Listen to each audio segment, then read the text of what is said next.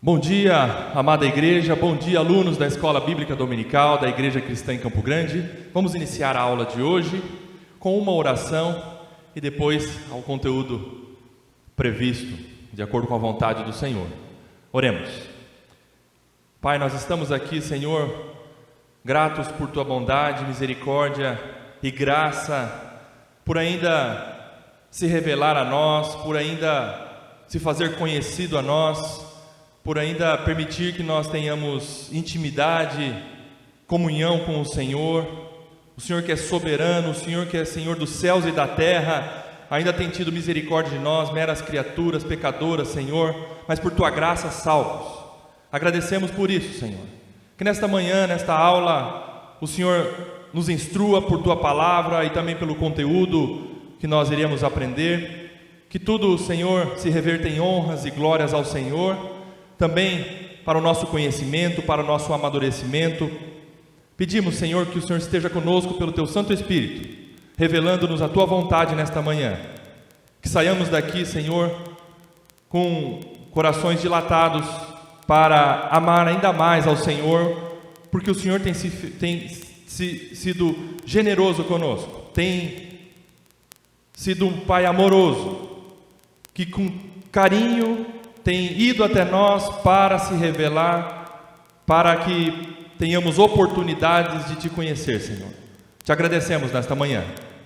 Eu peço que o Senhor nos guarde neste local, livrando-nos de todo mal. Guarde também as vidas das pessoas que estão a caminho, para também aprenderem conosco aqui. E eu peço ao Senhor também que o Senhor guarde as pessoas que decidiram não vir, que o Senhor esteja com cada uma delas, cuidando de suas necessidades. No nome de Jesus, amém. Vamos então prosseguir ao estudo do breve catecismo de Westminster. Hoje nós veremos, olha só, hoje nós veremos o enunciado e a resposta de 4 perguntas. Então, se Deus permitir, eu acredito que até 9h25 a gente termina a aula de hoje, porque 9h30 tem culto previsto nessa igreja. Então eu tenho que terminar a aula antes das 9h30, tá bom? Então vamos lá, 4 perguntas e 4 respostas, se Deus permitir, vamos aprender nesta manhã. Pergunta 45. A pergunta 45 vai iniciar o estudo dos 10 mandamentos. Nós vimos até aqui o prefácio, nós vimos antes disso como Jesus resumiu os 10 mandamentos, né? Amar ao Senhor de todo o teu coração, de todo o teu entendimento, de toda a tua força, de toda a tua alma, e ao próximo como a ti mesmo. O resumo do decálogo. Aí depois nós vimos a introdução do decálogo, na verdade o prefácio do decálogo. Qual foi o prefácio dos 10 mandamentos? Eu sou o Senhor teu Deus, que te tirei da terra do Egito, da casa da servidão. Nós vimos isso. Agora nós chegamos então ao primeiro mandamento. Irmãos, nós precisamos entender que a prática dos 10 mandamentos, a obediência aos conceitos e aos preceitos, melhor dizendo, de Deus para nós, através dos 10 mandamentos, não é para a salvação. Quando o Senhor Jesus apresentou isso a Moisés, Ele iniciou dizendo: eu sou o Senhor teu Deus, que te tirei da terra do Egito, da casa da servidão.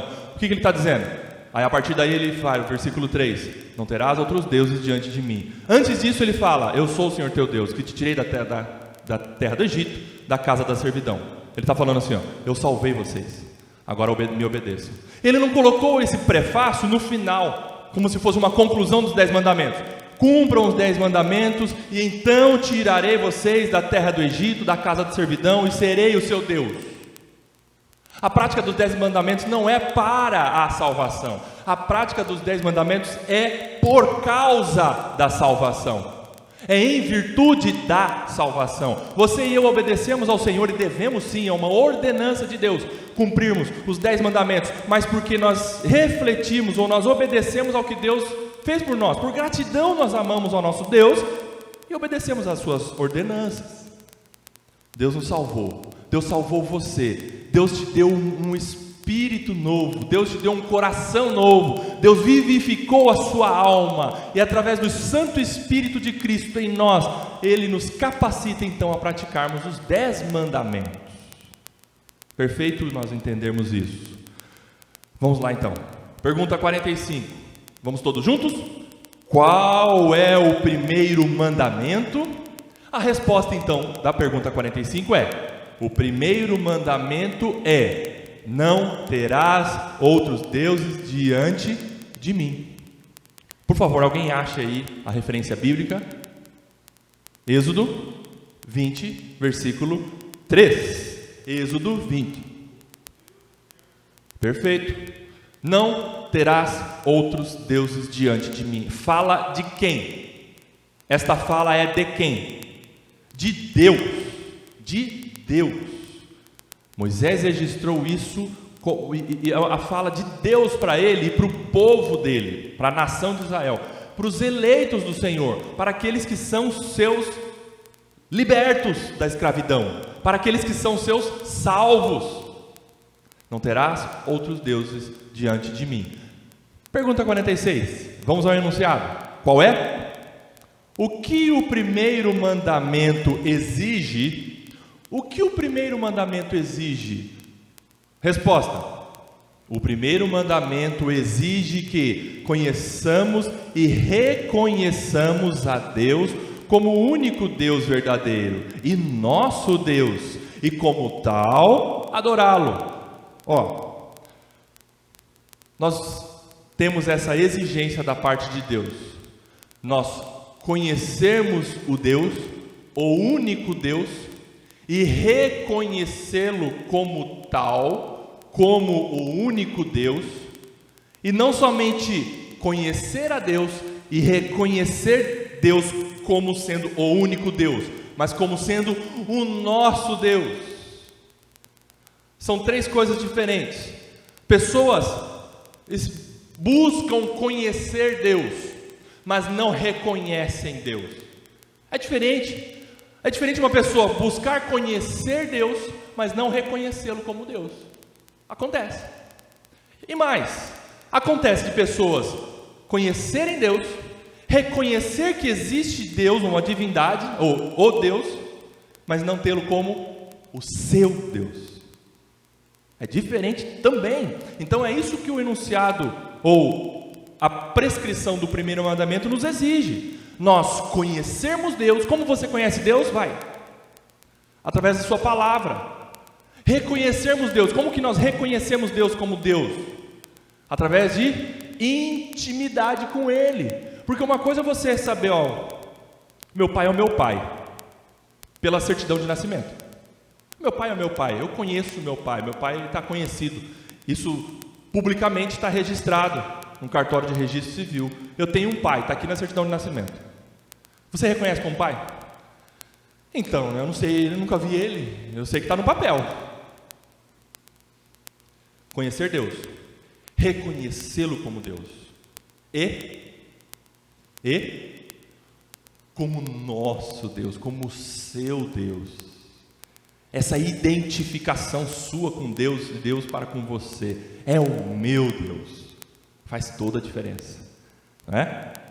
E tendo tudo isso, conhecendo, reconhecendo e tendo como seu Deus, você passa então a adorá-lo. Adorá-lo. Isso quebra a gente. A gente conhece Deus, e a gente conhece Deus, e é um conhecimento infindável.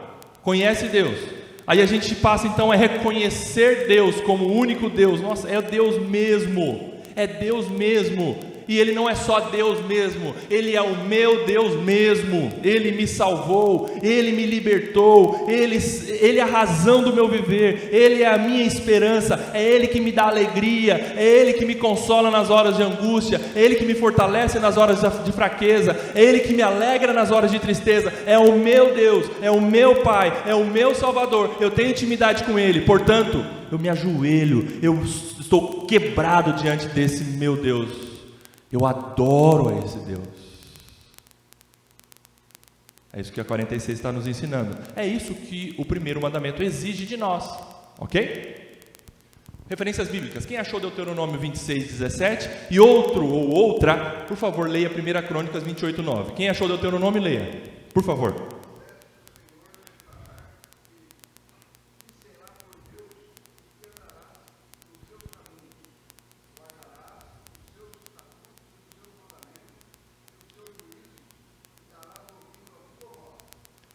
Muito bem. Declarou. O que é declarar? Parece que Moisés está dizendo assim para o povo: vocês firmaram então um compromisso. Do quê? Qual foi o compromisso? Leia de novo. Declarar publicamente. Qual foi o compromisso? Vai. Andar com Deus. O que mais? Guardar os seus estatutos. Guardar os seus mandamentos. E os seus juízos. Dar ouvido à sua voz. Isso é conhecer. Isso é reconhecer. Isso é ter como seu Deus. E isso é adorar a Deus. Está tudo previsto nesse trecho aí de Deuteronômio. E agora quem achou lá em 1 Crônicas, capítulo 28, versículo 9. Aí é uma fala de Davi, já no final de sua vida, passando a monarquia para as mãos do seu sucessor, Salomão. E ele não passa o palácio somente, ele não passa as partes administrativas somente do reinado, ele não passa, fique por favor com esse conselheiro, com esse conselheiro, com esse conselheiro, eu preciso que você aumente as fazendas do reino, eu preciso que você melhore as plantações, eu preciso que você invista nos exércitos para nós continuarmos guerreando e conquistando mais nações. Não, ele fala para o seu filho o quê? E o que ele fala?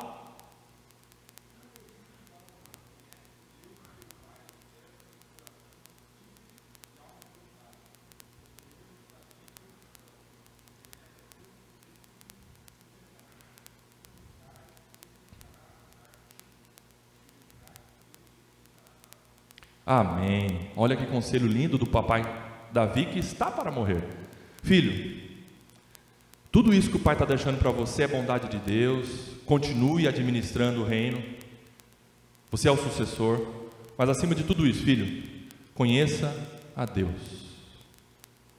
Isso vai fazer a diferença na sua vida, no reinado, para o povo. Você será em outras palavras, você será um bom rei se você, filho, conhecer a Deus, obedecer a Deus, cumprir os seus mandamentos, as suas ordenanças.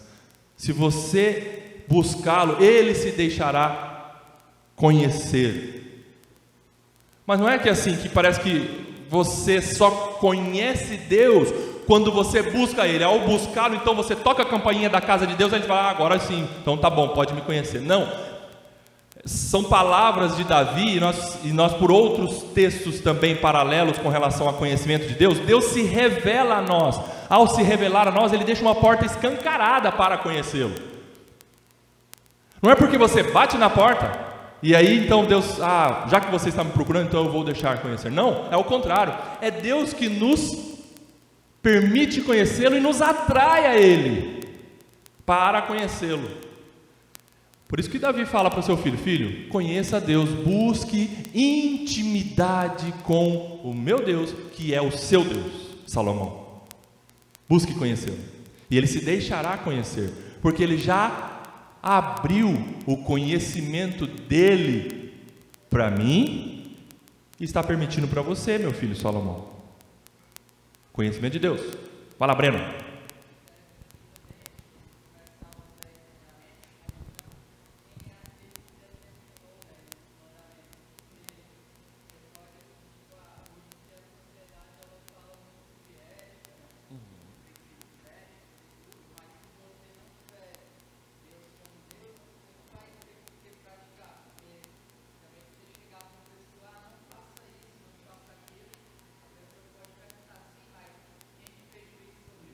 Isso.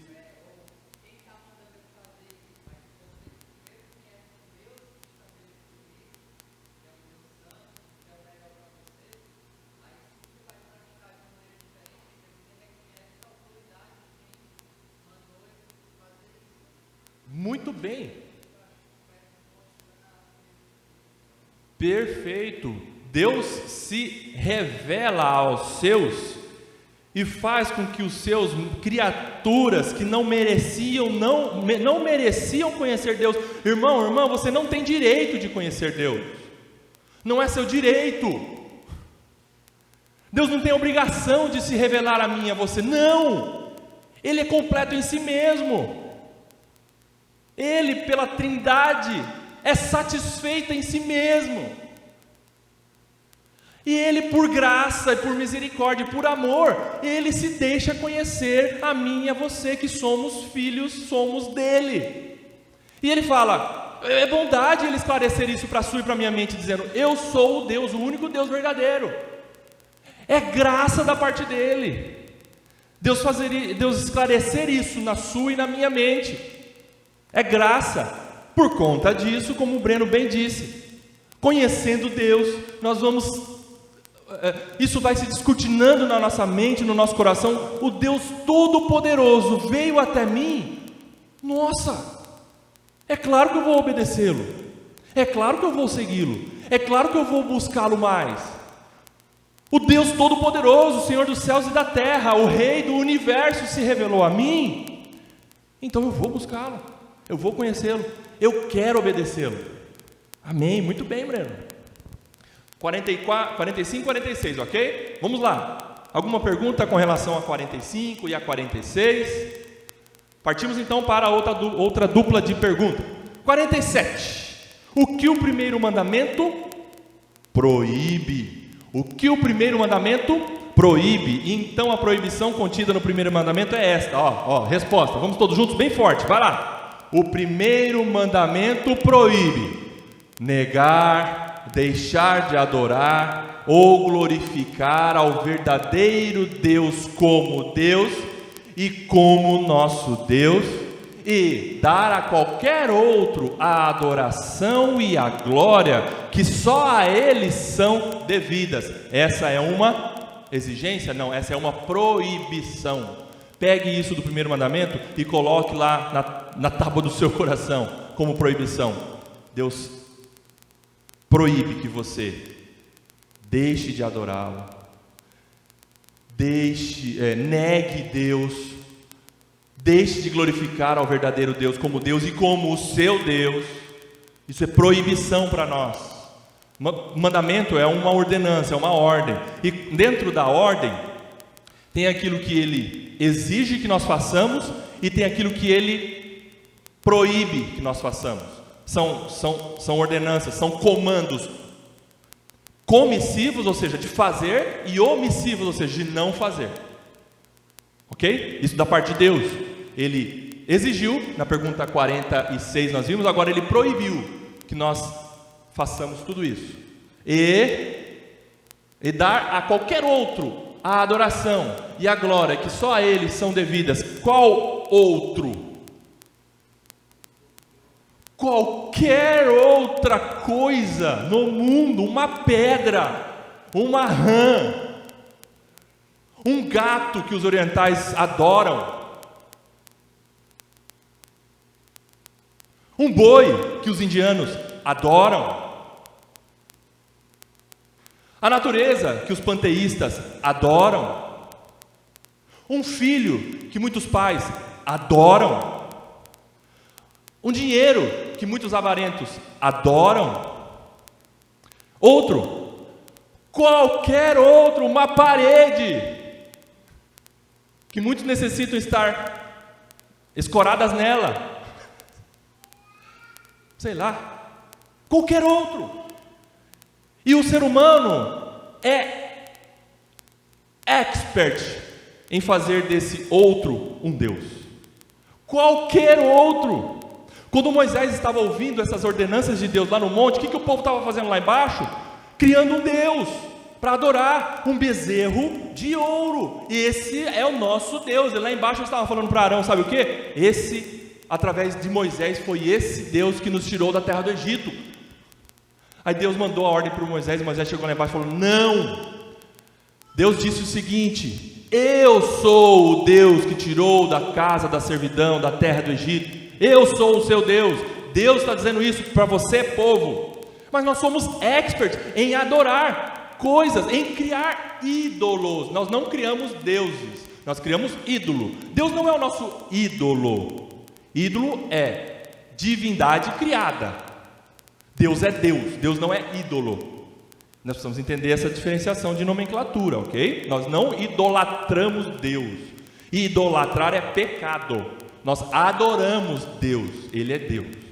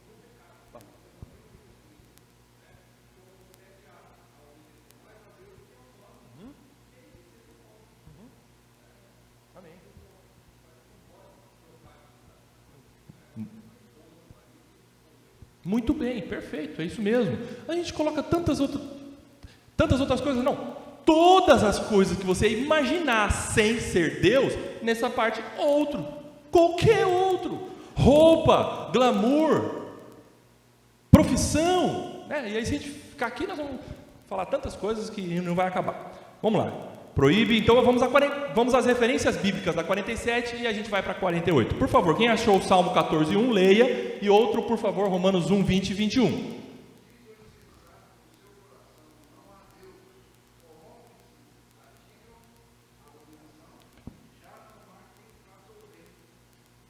Salmo 14:1 é uma proibição de Deus, mas o salmista está dizendo, tem muitos que dizem, não há Deus.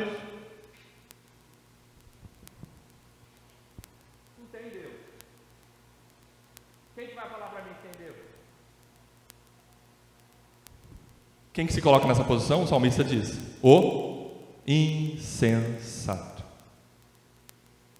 Deus? O que é isso? É uma proibição de Deus para quem? Para todos. Para todos. É uma exigência. Os mandamentos são ordens de Deus para todos os seres humanos. Mas especialmente Ele nos dá graça de podermos cumpri-lo. Nós quem? Os salvos. Pela graça nós conseguimos em Cristo cumprir os mandamentos de Deus, as ordenanças de Deus, os preceitos de Deus. Mas o louco, o insensato diz, não há Deus. Isso é incorrer aqui numa proibição que Deus coloca no primeiro mandamento, ok? E quem achou Romanos 1:20 e 21 é uma reprodução do Salmo 14:1. Vamos lá.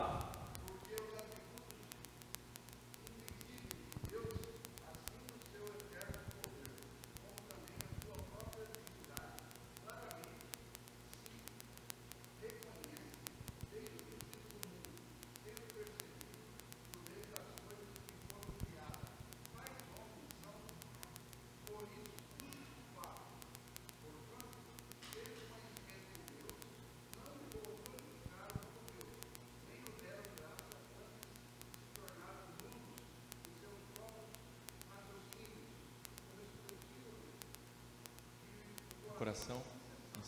Muito bem, Paulo está dizendo então, explicando o versículo 1 do capítulo 14 do Salmo. Paulo está explicando com tanto detalhe, dizendo assim, ó, nivelando todo mundo assim, ó, passa a régua aqui embaixo, ó, todos são indesculpáveis, todos são indesculpáveis, porque todos têm um conhecimento, uma noção de Deus, ou sobre Deus, de que Deus existe, pelas coisas que foram criadas, por revelação interior, porque toda a raça humana é feita em imagem e semelhança de Deus. Todos têm uma noção de que existe Deus, por isso são indesculpáveis. Paulo, no capítulo 1, 2 e 3 de Romanos, ele passa uma régua. Ninguém escapa do juízo de Deus, porque todos são indesculpáveis. Aí depois ele vai mostrando a graça, a salvação, a justificação. Linda a carta aos Romanos, né? Mas é isso. Nós vimos então a proibição. Vamos ao 48, a pergunta 48. Vamos lá, todos juntos, classe, bem forte. O que nos é ensinado, especialmente pelas palavras diante de mim, no primeiro mandamento? Então, o primeiro mandamento é, vamos lá, não terás outros deuses diante de mim.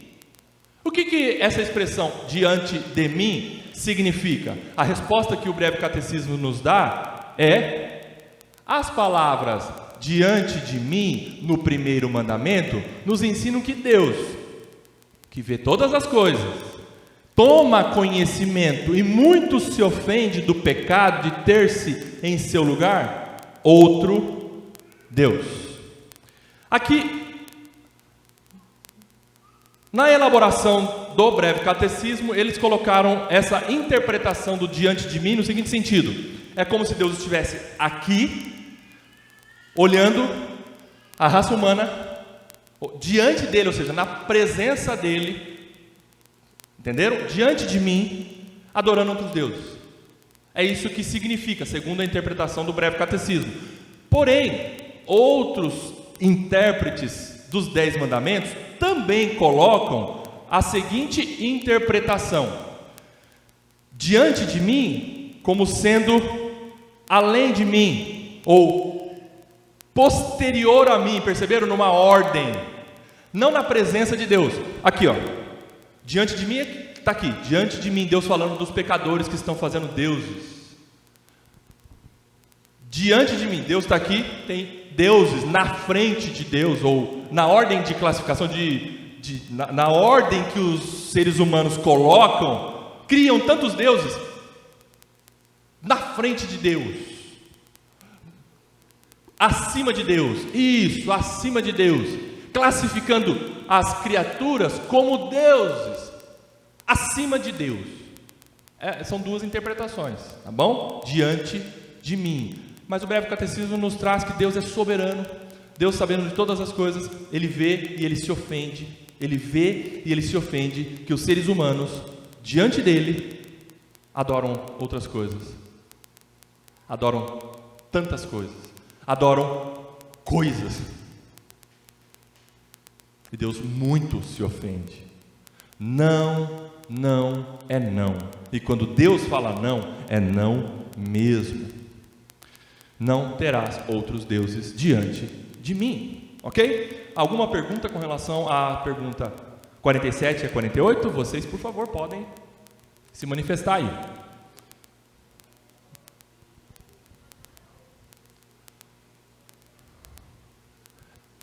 Isso. Muito bem, tem pessoas que não adoram outras coisas ou outras pessoas, mas adoram a si mesmas. Muito bem. É um ídolo, nós mesmos, nosso eu é um ídolo para nós, que nós precisamos sempre mortificar, né? Quebrar esse ídolo, deixar ele em pedacinhos, né? O nosso eu, buscar de Deus que quebre o nosso eu, porque muitas vezes nós colocamos acima de Deus. E quando que a gente se coloca, num exemplo, acima de Deus? Quando nós colocamos o nosso eu, a nossa vontade, acima da vontade de Deus. É uma maneira de nós nos colocarmos acima de Deus.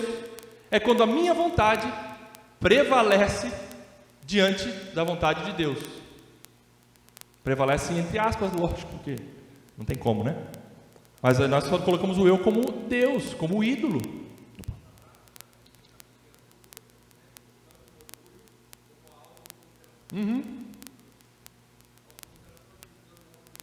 Isso, lá embaixo, né? É isso mesmo. E o eu é um ídolo, é verdade. Muito bem.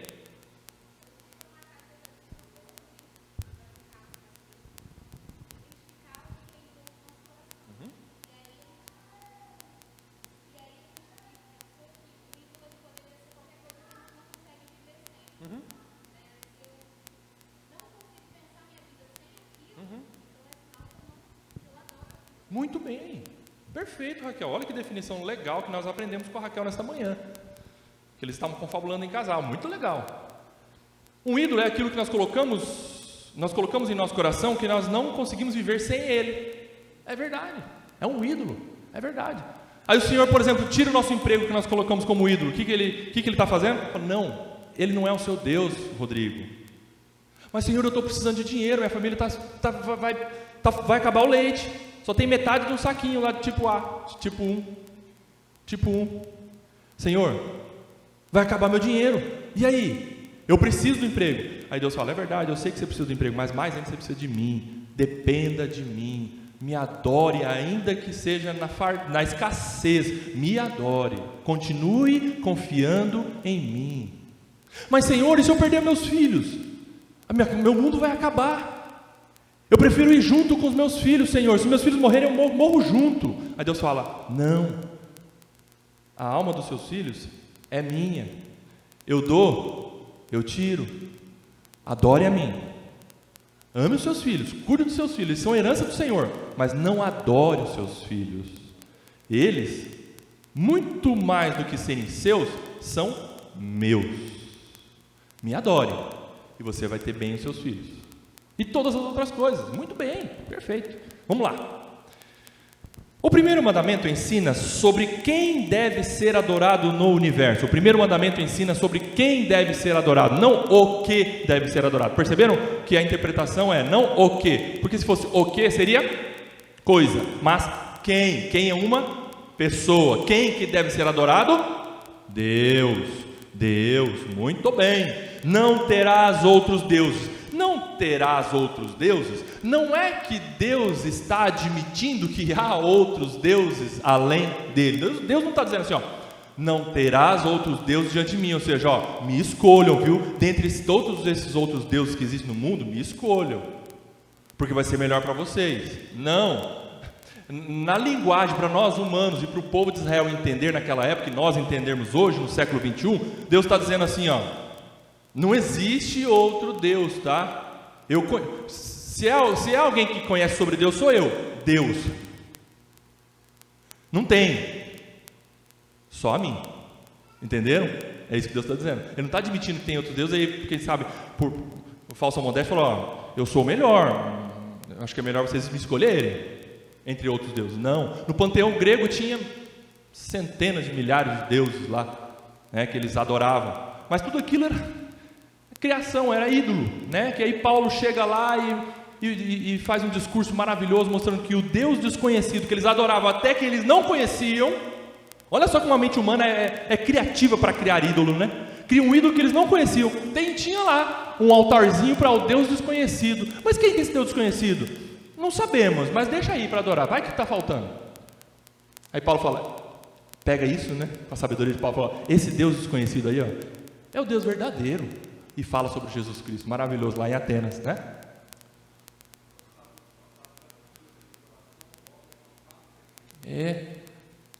Calvino falou isso, Acho que foi Calvino. Spurgeon, muito bem.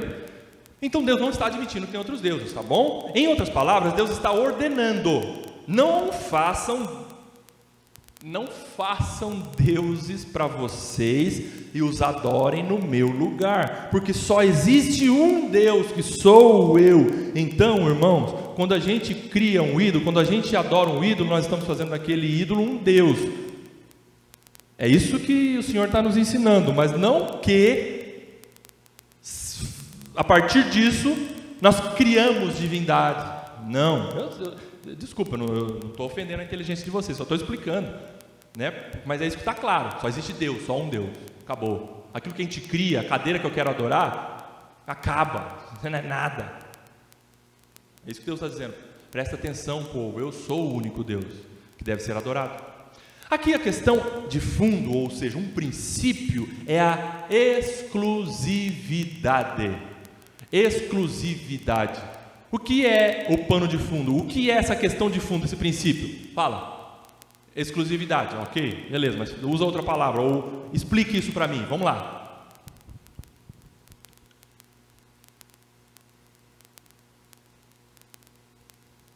Só existe um único, exclusivo, não tem mais, não tem mais.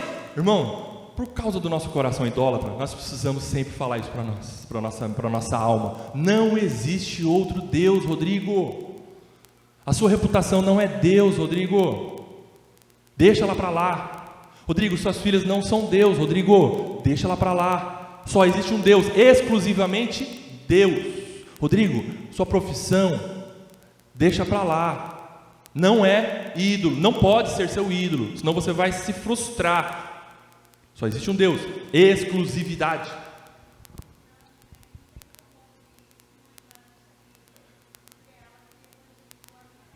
Sim.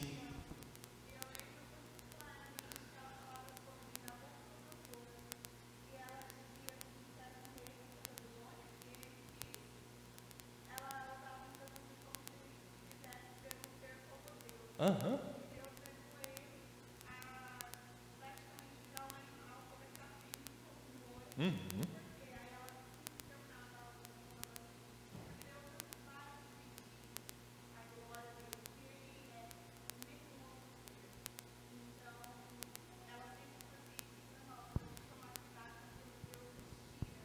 Perfeito.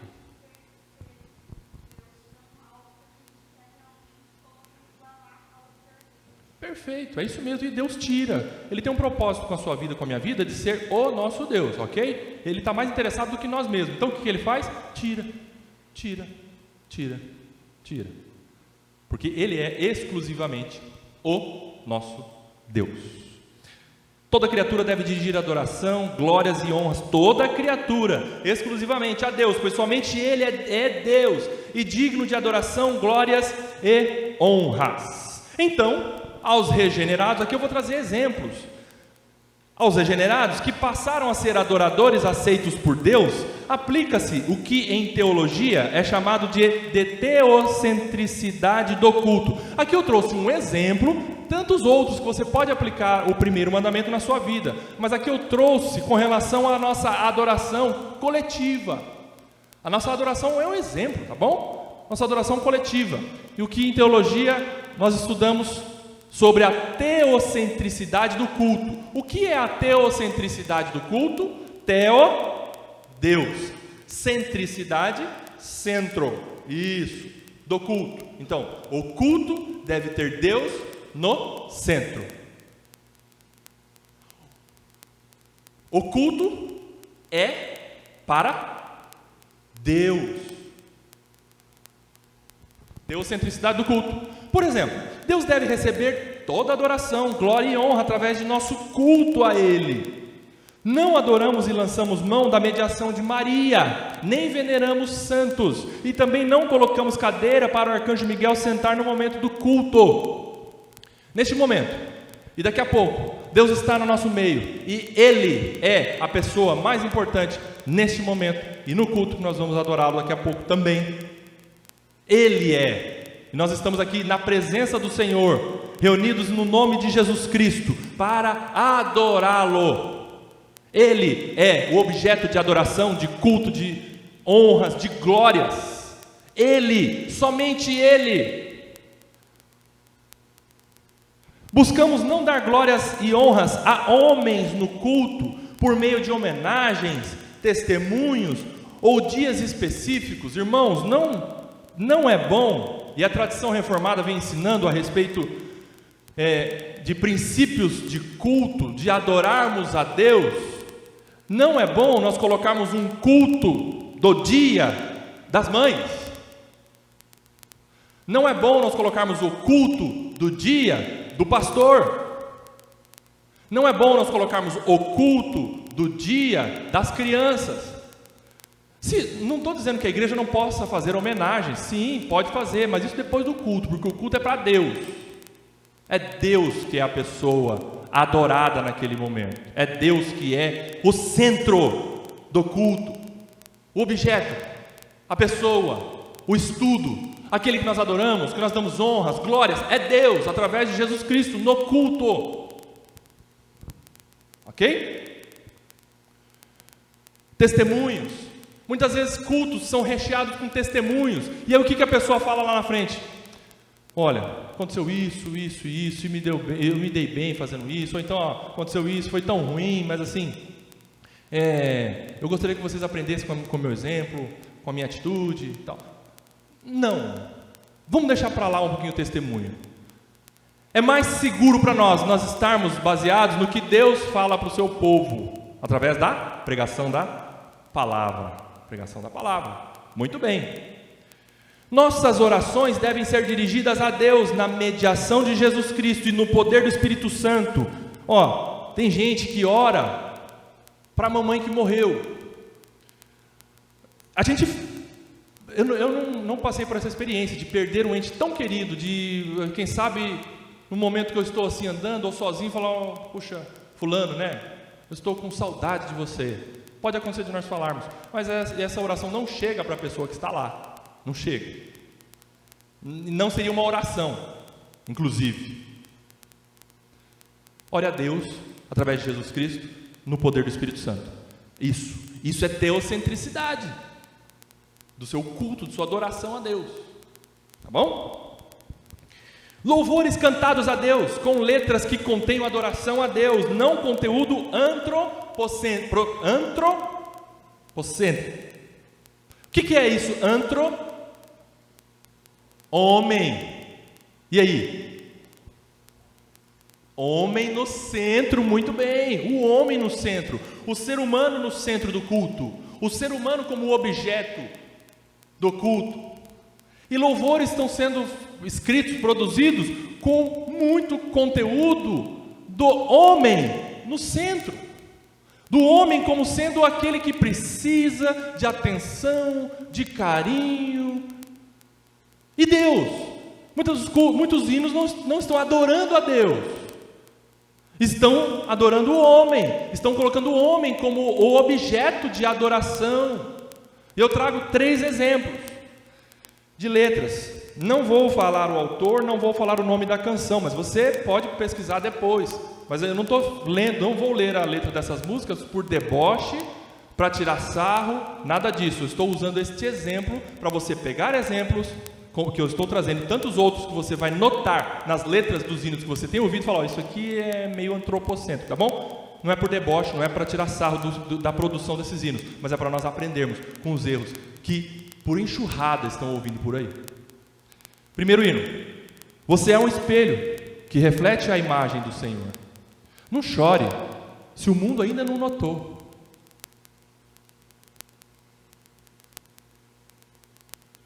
É muito homem nessa letra. Mas e aí? Será que com o nosso choro, com o nosso sofrimento, Deus quer que o mundo note isso? Jó sofreu. Sabe quem notou? Ninguém. Nem a mulher dele. Jó chorou, perdeu bens, perdeu os filhos, perdeu a saúde. Nem a esposa dele falou, vem cá, eu estou notando que você está triste. Nem a mulher dele, e os amigos, entre aspas, você pecou, alguma coisa errada você está fazendo, por isso que Deus está mandando essas horas difíceis para você. Não, nós não devemos esperar que o mundo note a nossa tristeza, porque isso é autocomiseração, é dodói, é tadinho, é o homem no centro da adoração. Cristo foi traído por si, abandonado, perfeito, maior exemplo, o nosso Senhor Jesus Cristo, abandonado pelos seus, muito bem.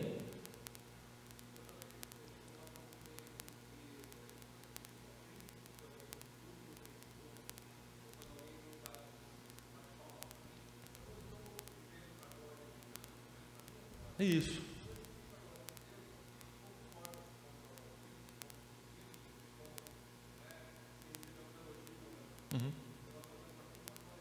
Isso. Amém.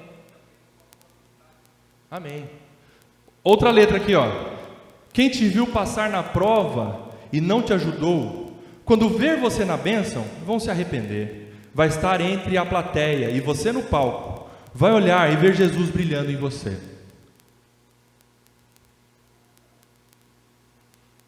Jesus não falou para os discípulos dele, me sigam que vocês vão ser estrelas. Jesus falou para eles assim, se vocês me seguirem, vocês vão ser perseguidos, vão querer matar vocês. Tem certeza que vocês querem isso? É Cristo no centro da adoração, do nosso culto, como adoradores dele, não importa se percamos a vida, é Ele que merece a glória e vai merecer a minha morte por causa dele. Eu adoro a Jesus Cristo e vou até a morte com Ele, para Ele e por Ele. Se me envergonharem ou se debocharem de mim, lá no meu serviço, na faculdade, na escola, na família, seja onde for, não importa, a minha reputação não importa. Importa a glória do meu Senhor. Não vou negá-lo. Eu adoro a Jesus Cristo. E eu declaro isso para quem possa interessar. Eu adoro a Jesus Cristo. Terceira, não tenho as palavras certas a dizer para provocar-te a querer-me mais do que já me queres.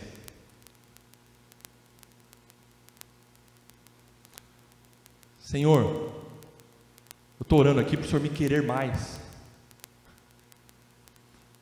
Deus não tem nível ou intensidade de querer você. Ele já te tem plenamente. Você não precisa pedir a Deus, Senhor, me tenha mais. Ah, é verdade, puxa, tinha uma parte que eu não te tinha. Não tem como. Nós precisamos buscar Deus, Senhor. Eu quero conhecer mais o Senhor. Me ajuda, Senhor. O Senhor é a razão do meu viver. Eu quero conhecê-lo mais. Muito bem. Pregação. Agora, com relação à pregação, tendo a base da teocentricidade no culto. Pregação cujo conteúdo seja o Deus triuno e seus princípios revelados exclusivamente na Bíblia, devendo o pregador recusar elaborar sermões por experiência. O que são sermões por experiência?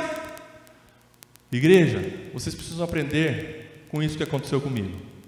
Paraná, Paraná, Paraná, olha, eu me esforcei, levantei cedo, eu tenho sido um bom marido para minha esposa, as minhas filhas têm sido, olha, pensa nas filhas obedientes, porque eu tenho me esforçado lá em casa.